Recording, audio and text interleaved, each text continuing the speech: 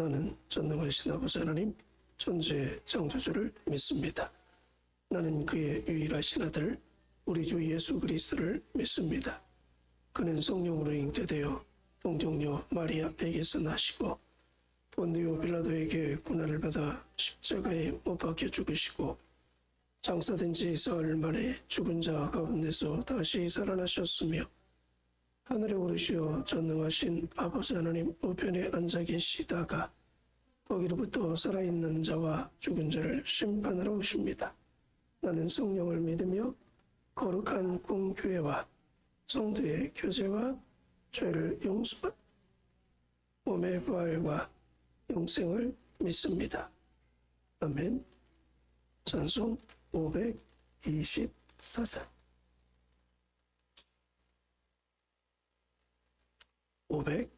524장입니다.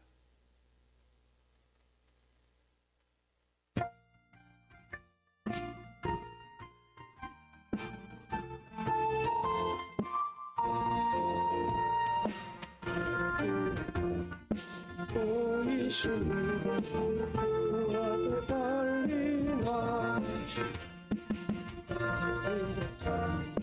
구주 예수 돌아가시네 내 아파서 누리며 기뻐하며 주 예수를 영원히 섬기리 하시는 말 기쁘게 듣고 지체 말고 축성이 나가세 내 아파서 누리며 기뻐하며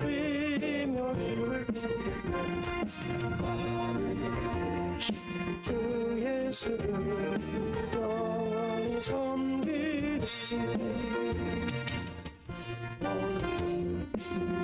계시오니 나와서 그의 말씀 생각하니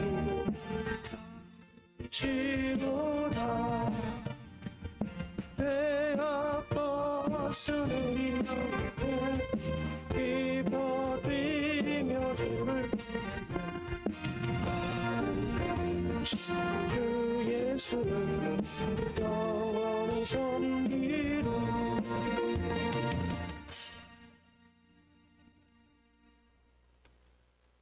예수 그리스도를 믿고 죄에서 해방된 저희들이 주님 앞에 기뻐 뛰는 자들 되게 하옵소서. 주님 앞에 감사하며 살아가는 자들 되게 하옵소서. 예수님만 바라보고 예수님만 따라가는 자들 되게 하옵소서. 오늘도 주님의 약속된 말씀을 믿고 주 앞에 왔습니다. 기도할 때 하늘문을 여시고 더 좋은 것들로 응답해 주옵소서. 오늘 하루의 삶을 살아갈 때 완전한 길로 온전한 길로 저희를 이끌어 주옵소서. 인생의 수고하고 무거운 짐을 지고 살아가는 저희들 세상이 할 수 없고 세상이 줄 수 없는 쉼과 평안과 위로와 내일을 향한 꿈꾸는 자들 되게 해 주옵소서. 예수님의 이름으로 감사하며 기도드립니다. 아멘. 하나님 말씀 예레미야 9장 1절에서 9절입니다.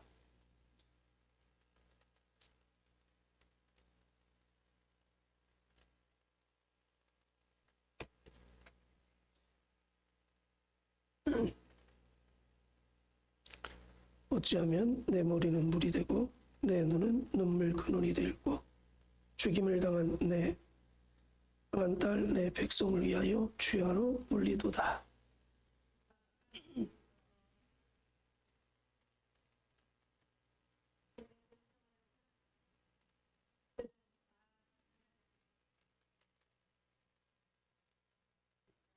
여호와의 말씀이니라. 그들이 활을 당긴같이 그들의 혀를 놀려 거짓을 말하며 그들이 이 땅에서 강성하나 진실하지 아니하고 악에서 악으로 진행하며 또 나를 알지 못하느니라.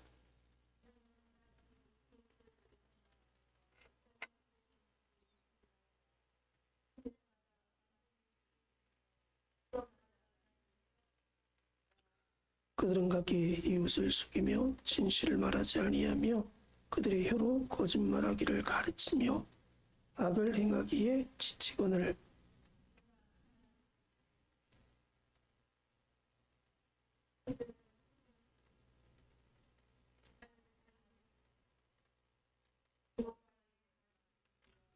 그러므로 만군의 여호와께서 이와 같이 말씀하시되 보라, 내가 내 딸 백성을 어떻게 처치할꼬.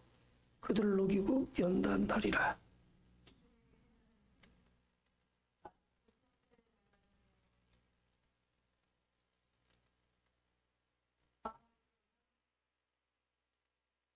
찍습니다.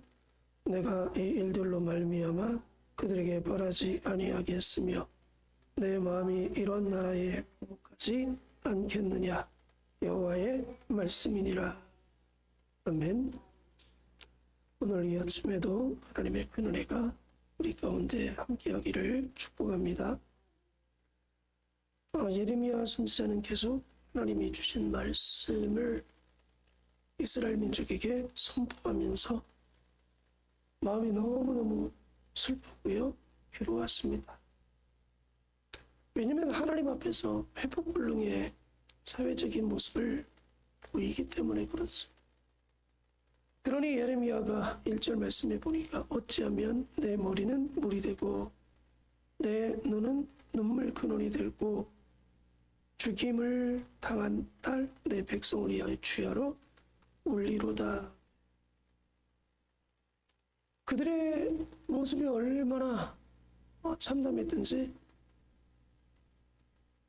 눈에서 눈물이 마르지 아니한답니다. 그리고 주야로 울었다고 이렇게 고백합니다. 과장법처럼 보이지만 유다의 현실이 하나님 앞에 죄악으로 암울했던 거죠. 그 모습을 또 2절에서는 이렇게도 표현합니다. 내가 광야에서 나그네가 머무를 곳을 얻는다면 내 백성을 떠나가리라. 광야는 사람이 살기 힘들고 어려운 곳이죠. 그럼에도 불구하고 내가 사람 살기 힘든 광야에 머무를 곳만 있다면 내 백성을 떠나고 싶다. 현실 높이 곧 눈뜨고 하나님의 심판을 볼 수가 없다는 겁니다. 그만큼 예레미야의 마음이 너무 슬프고 너무 고통스러웠고 하나님 앞에 눈물의 낮밤을 지새우는 그러한 상황을 대하고 있었습니다.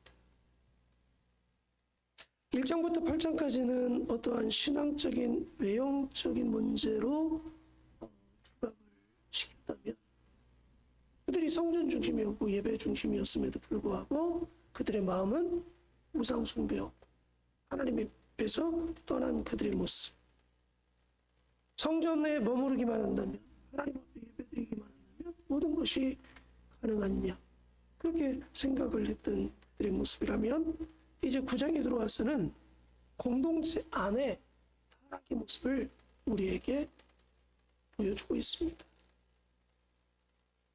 유대 사회 속에서 공동체 안에서 집회 안에서 교회 안에서 그들의 모습을 보면 3절에 여호와의 말씀이니라 그들이 활을 당긴 같이 그들의 혀를 눌려 거짓을 말하며. 여러분, 활을 당긴다는 건 뭐예요? 표적을 맞추거나 전쟁터에서 적군을 사살하기 위해서 힘껏 당겨서 놓는 순간 관역에 가서 정확히 꽂히든 아니면 상대방의 가슴을 찔러 살해할 수 있는 그 상황을 말합니다.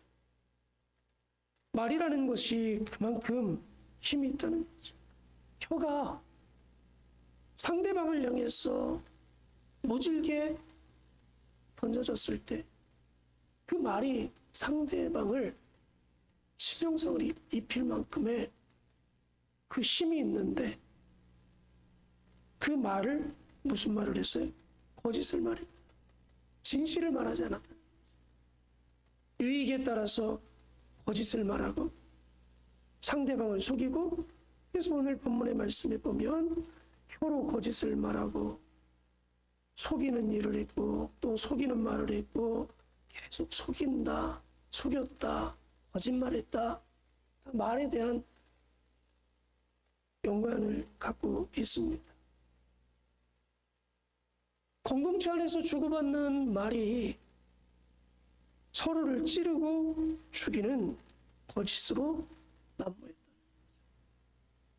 그러다 보니까 4절 이하에 보면 불신사회가 조장이 됩니다. 이웃이 이렇게 이야기해도 믿지 말고, 이렇게도 조심하고, 이렇게 비방하고 있고, 불신사, 서로가 서로를 향해서 믿지 못하는 그런 사회로 대두가 되고 있는 거죠. 그만큼 여러분, 말이라는 것이 공동체 안에 너무너무 중요합니다. 이 혀의 놀림, 내가 어떻게 말하느냐에 따라서 그 결과가 전혀 달라집니다. 언어를 통해서 상대방을 아프게 하고요, 상대방에게 상처를 주고요, 모든 분쟁의 시작이 바로 거기로부터 시작되기 때문에 그렇습니다. 8절 말씀에도 그렇게 되어 있죠. 그들의 혀는 죽이는 화살이라. 5절에도 그들의 혀로 거짓말하기를 가르치며. 그만큼 여러분, 말이라는 것이 무서운 거지. 공동체 안에 특별히 말이라는 것이 너무너무 중요합니다. 그래서 우리가 공동체 안에서는 말을 조심해야 돼요. 말이 상대방의 마음에 상처를 입히고요, 말이 상대방의 심령에 고통을 가져다 주고요, 말이 사람들의 마음을 스크래치 냅니다. 말 때문에 모든 문제가 생기는 거죠. 거짓 때문에, 속이는 말. 그 관계가 허물어지고 깨져버리고 서로가 신뢰하지 못하는 그런 관계. 신뢰가 깨지면 다 깨지는 거죠. 이스라엘의 12지파 중에서 이스라엘과 남유다 10지파와 2지파로 나누어질 때, 그때의 관계에 왜 12지파가 깨졌느냐? 신뢰가 깨졌기 때문에 그렇습니다. 신뢰가 깨지니까 남유다 2지파만 나고 10지파는 야, 너희와의 관계에서 신뢰할 수 없어. 그러니까 우리는 다른 민족, 우리는 따로 하나의 나라를 만들 거야. 그래서 말 때문에 나라가 쪼개지는 결과가 만들어졌습니다. 말 한마디가 그만큼 중요한 거죠. 어떻게 내 마음을 표현하고 내 마음의 진실됨을 보여주는지. 그 말 때문에 모든 것들이 문제가 생기는 겁니다. 근데 왜 말 때문에 문제가 생기느냐? 그 이유가 뭘까?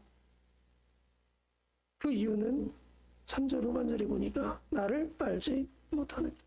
하나님을 알지 못해서. 또 6절 말씀에 보니까 나를 알기를 싫어하느냐. 이스라엘 민족 안에 문제의 모든 출발점이 어디로부터 나왔느냐? 하나님을 알지 못해. 하나님을 의도적으로 알기를 거부했다는 거죠.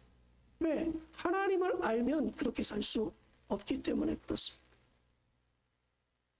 호세아서는 우리에게 말씀합니다. 하나님을 알자. 힘써 알자. 내가 믿는 하나님이 어떤 분인지를 알아야 내가 하나님의 자녀로서 온전한 삶을 살 수 있는 것입니다. 근데 이스라엘 백성들은 외형적인 신앙의 형식적인 부분들은 갖추고 있었지만 그들 마음속에는 하나님을 알려고 하지 않아요. 의도적으로 하나님 알기를 거부했다는 거예요. 자기들 하고 싶은 대로. 난 선민이야. 난 예배 드리는 사람이야. 난 제사 드리는 사람이야. 그러니까 내가 어떤 일을 해도 무방해. 왜? 하나님은 하나님의 백성을 심판하지 않을 거야. 여기에 초점이 맞춰져 있다는 거야. 그러니까 하고 싶은 말을 다 하고 거짓말도 하고 속이고 악을 행하고 그럼에도 불구하고 당당한 거죠. 하나님을 모르니까 자기가 하는 모든 것들이 아닌 것처럼. 하나님을 알면 어떤 일들이 발생합니까? 하나님을 안다는 것은 단순한 지식적인 이해가 아니라 관계적인 체험을 통해서 하나님을 경험하는 거죠. 하나님을 안다는 것은 곧 하나님과 동행하는 자의 삶입니다. 하나님과 동행한다는 것은 내 삶의 기준을 하나님께 두는 것이고 모든 삶의 우선이 하나님에게 있는 겁니다. 나는 내려놓고 오직 하나님이 기준이 되는 거죠. 하나님이 내 삶의 최고가 되는 거죠. 그렇게 되면 자연스럽게 따라오는 게 뭡니까? 내 마음과 생각이 바뀝니다. 가치관이 바뀌죠. 왜? 하나님이 가장 우선순위니까. 그러니까 누구나 인정하는 보편 타당한 원리나 사회적인 현상 대신 하나님이 인정하는, 하나님이 원하시는 진리가 최고의 가치를 두고 내 삶의 모든 기준이 되어버리는 거죠. 서로의 분쟁을 피하기 위해서 우리는 적당하게 자꾸 타협하려고 합니다. 그게 지혜로운 것처럼 이야기합니다. 야, 좋은 게 좋은 거잖아. 야, 시대가 이렇게 흘러가니까 우리도 그 시대에 편승해서 발맞춰서 살아가야지. 이게 세련된 신앙생활이지. 옛날처럼 고리타분하게 그렇게 신앙생활하냐. 시대에 뒤떨어지게. 야, 서로 머리 아프니까 그냥 좋은 게 좋은 거라고 그냥 타협하고 하자. 여러분, 그게 정말 지혜로운 걸까요? 그게 맞는 걸까요? 많은 사람들이 소리를 내서 야, 이게 맞다. 이게 맞다. 오늘 이 시대는 이렇게 해야 된다. 라고 주장을 한다면 우리는 거기에 맞다고 편을 들어줘야 될까요? 매스컴에서 기독교가 이런 부분에 잘못됐다고 막 이야기할 때 맞다라고 우리가 서로 맞장구를 치는 것이 합당할까요? 오늘 이 시대는 서로가 평화를 유지해야 되니까 타협해야 된다고 이야기할 때 그게 맞다고 동조를 해야 될까요? 우리는 그것보다 사람들의 소리를 듣고 시대성에 부합한 것을 주장할지라도 저와 여러분들이 그리스도인으로서 삶을 살아갈 때 늘 잊지 말아야 될 것은 하나님이 원하시는 게 뭔가, 정말 하나님이 기뻐하는 게 무엇인가를 먼저 생각할 수 있어야 돼. 하나님이 원하시는 게 정말 뭘까? 내가 이것을 지켰을 때 나에게 불이익이 있을 수도 있습니다. 내가 이것을 지켰을 때 나에게 손가락질이 돌아올 수도 있습니다. 그러나 그 길이 하나님이 원하는 일이라면 기꺼이 내가 그 길을 걸어가겠다라는 그 마음, 그것이 여러분 가치관 아니겠어요? 우리 기독교가 언제 비난받지 않은 때가 있었나요? 언제 우리 기독교가 세상 사람들에게 손가락질 안 당했던 적 있나요? 언제 예수 그리스도가 세상 사람들에게 환영받은 적이 있나요? 없습니다. 근데 오늘 이 시대에 유독 왜 기독교가 세상을 향해 부합해서 발맞춰서 따라가야 되는 시대가 되어버렸습니다. 세상 사람들의 가치, 생각, 여기 오늘 이 시대의 기독교 가치 함몰되고 있는 것이 아니에요. 가치가 없어져 버렸습니다. 기독교 가치가, 예수 그리스도를 믿고 따라가는 이 가치가 없어졌어요. 그래서 우리는 세상 사람들과 동조합니다. 전도하러 나가잖아요. 야, 전도를 꼭 저렇게 해야 돼. 오늘 이 시대가 어떤 시대인가? 우리는 거기에 동조해. 맞다. 시대에 맞춰서 해야지. 여러분, 그게 어디 있어요? 복음을 전할 때 때를 얻든지 못 얻든지 그냥 전하는 거예요. 십자가의 복음에 생명이 있다면 상대방이 듣든 안 듣든 그냥 사도 바울처럼 전하는 거예요. 사람들이 듣든 안 듣든 거리에 서서 복음을 선포하는 것이. 그 사람이 예수 그리스도가 자기 인생의 최고고 자기가 복음을 전파하는 이것이 맞다면 그 가치가 맞는 겁니다. 거기에 자기가 생명을 건다면 그게 맞는 거죠. 근데 우리는 자꾸 세상의 눈치를 봐요. 왜? 세상에 비판을 하니까. 그게 교회 안에서도 팽배하게 자리를 잡아가고 있다는 거죠. 그래서 교회가 교회다운 모습을 상실해버리고 세상의 가치가 교회를 삼켜버리는 그러한 시대. 왜 우리가 세상의 소리를 들어 거기에 동조를 해야 되고 그들과 타협해야 되나요?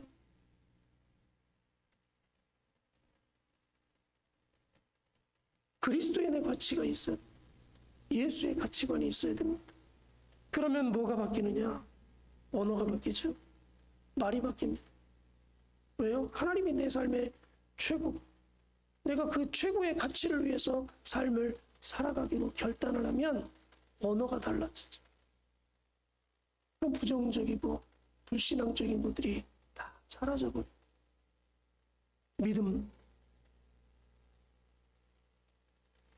또 성도 간의 비판과 반목이 아니라 서로가 서로를 향해 위로를 해주고 소망을 주고 끊임없이 기다려주고 보듬어주고 격려해주고 살리는 자의 언어가 그 안에서 만들어집니다. 그래서 우리가 하나님 앞에 기도할 때 중요한 게 뭐냐? 하나님, 내가 하나님을 알게 하옵소서. 그 하나님과 내가 삶 속에 동행하면서 그 하나님이 내 삶의 최고의 우선순위가 되어서 하나님이 원하시는 그 마음, 하나님이 원하시는 그 뜻을 이루기 위해서 내가 하나님을 어떻게 하면 기쁘게 드릴 수 있어요? 어떻게 하면 하나님이 원하시는 삶을 살 수 있을까를 부단하게 고민하게 하시고 결단하게 하시고 그 안에서 내 생각과 언어와 행동들이 바뀌어서 세상 가운데 나갔을 때 야, 저 사람이 진짜 예수 믿는 사람이구나 라는 평가를 들을 수 있는 우리의 모든 삶이 되어지기를 축복합니다. 만약에 유대인들이 그런 삶을 오늘 이 시대에 살았다면 이렇게 하나님 앞에 심판받는 죄악의 모습의 길로 접어들지는 않았을 것입니다. 오늘 이 시대를 살아가는 우리가 하나님을 알기를 힘쓸 수 있는 거기에 가치를 두고 삶을 살아갈 수 있는 우리 모두가 되어지기를 다시 한번 축복합니다. 오늘 말씀을 잡고 기도합니다. 하나님, 내가 하나님을 알게 하시고 하나님을 알아가게 하시고 하나님과 동행함으로 말미암아 내 생각이 바뀌고 가치가 바뀌고 언어가 바뀌고 그리스도화 될 수 있는 돕달라고 같이 기도하시고요. 몸된 위에 많은 영혼 구원의 방주로 쓰임받게 해달라고 같이 기도하겠습니다.